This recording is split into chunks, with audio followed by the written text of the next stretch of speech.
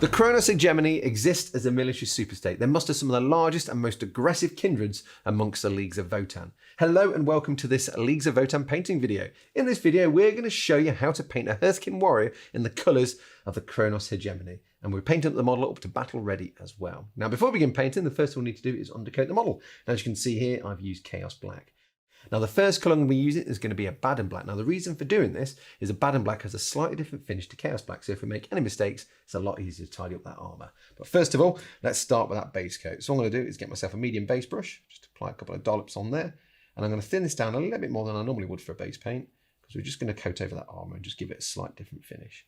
Once I've loaded that brush up, all I'm going to do is then coat that over the armour. Now, it doesn't matter if you get it on the clothes and stuff like that. It's not really the end of the world, as long as it looks black and the armour is coated in a Baden Black.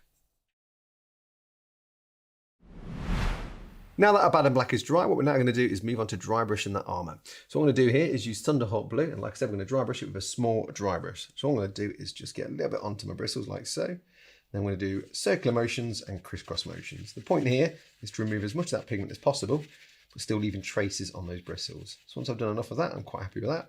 I'm then just going to start gently brushing that across the armour. Now we're concentrating on the armour itself, but it doesn't matter if you get it on things like his sleeves and stuff like that, because there's a lot of black details scattered across the model. So the easiest thing to do is just go across the whole thing.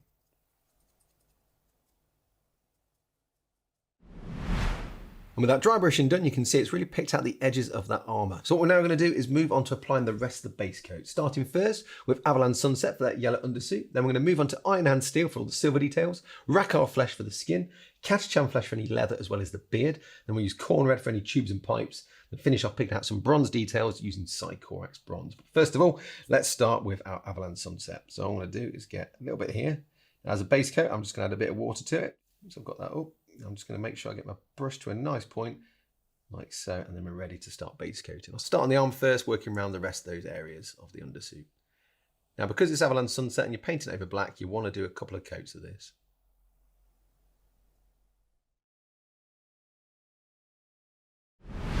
Now that we're base coated the yellow undersuit, we're going to move on to the silver details. So most of this is going to be on his gun, but you've also got some details on his backpack, as well as scattered across the rest of the model.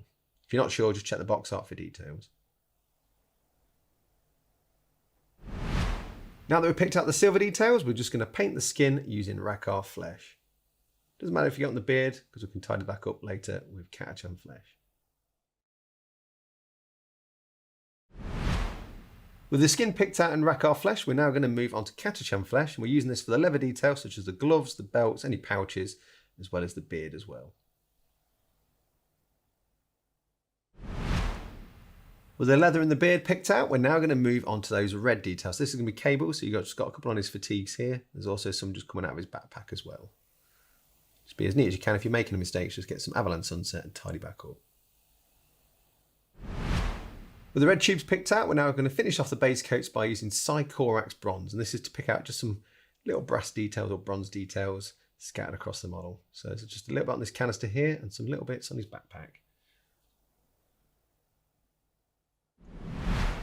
With the bronze details now picked out with Cycorax Bronze, we're now going to move on to some shades and contrast. Starting first with Nuln Oil, we'll use this for the leather, the metals and the red. Then we'll get some Rattling Grime for the gun casing, and then we'll be using Cassandra Yellow for that undersuit. First of all, let's start with Nuln Oil. So what I'm going to do is just apply a little bit. I'm going to use the palette here, just so I don't overload the brush too much, so I can just tap some off, make sure I get a nice point. And all we're going to do is then start applying that over those metals, the leathers and the red. And just be mindful it doesn't pull too much. If it does happen, just get your brush and soak up any of that excess.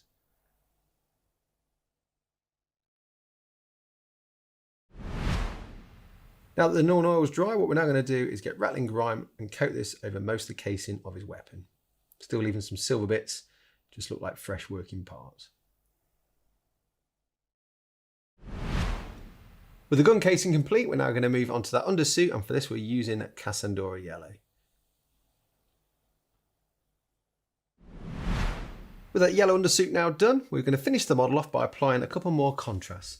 First of all, we're going to get some Gorgrunter fur for the elbow pads and the knee pads, and then we're going to be using Guilliman Flesh for the skin. And both of these are going to be thinned down with contrast medium. But first of all, let's start with Gorgrunter fur. So what I'm going to do is I'm going to get 3 parts contrast medium. So I'm just going to apply 3 dollops, like so. Give my brush a quick wash and a dry. And we're going to get one paintbrush or Gorgonta fur and just mix those together. So it's just a little bit thinner, it's not too neat. All I'm going to now do is just so I don't overload the brush too much, get a good point, is then apply this to those elbow pads and knee pads. And that will give it that nice brown effect that you see on the box art. The knee pads and elbow pads now picked out, what we're now going to do is do the face, and for this we're using Guilliman flesh. And again, like the Gorgonta fur, I've thinned this down with 3 parts contrast medium to 1 part Guilliman flesh. With the face now done, what we're now going to do is finish off our Hyrkin warrior by basing them. Now, first of all, we're going to be using Catachan flesh for the base. The reason for this is the next colour we're going to be using is Martian Iron Crust. When that cracks, you'll see brown through the cracks as opposed to black. But first of all, let's start with our base coat. So what I'm going to do is get some Catachan flesh onto my palette, add a little bit of water, lay my brush up, and then all I'm going to do is then just coat that over the base. You don't have to go mad. Just be mindful when you get around the feet not to get any on the feet. Take your time. With that base coat applied to the base, what we're now going to do is get Martian Iron Crust and just apply that onto the base itself. Now I'm just going to use the large side of the texture tool first of all, just get it on there. Then I'm going to move to the smaller one for a little bit more accuracy. Once it's all on, you want to leave it for around about an hour to dry and then paint the rim of the base in a colour that matches your collection. And for this we'll be using Steel Legion Drab. There we are, with the rim painted in Steel Legion Drab, our base is now done.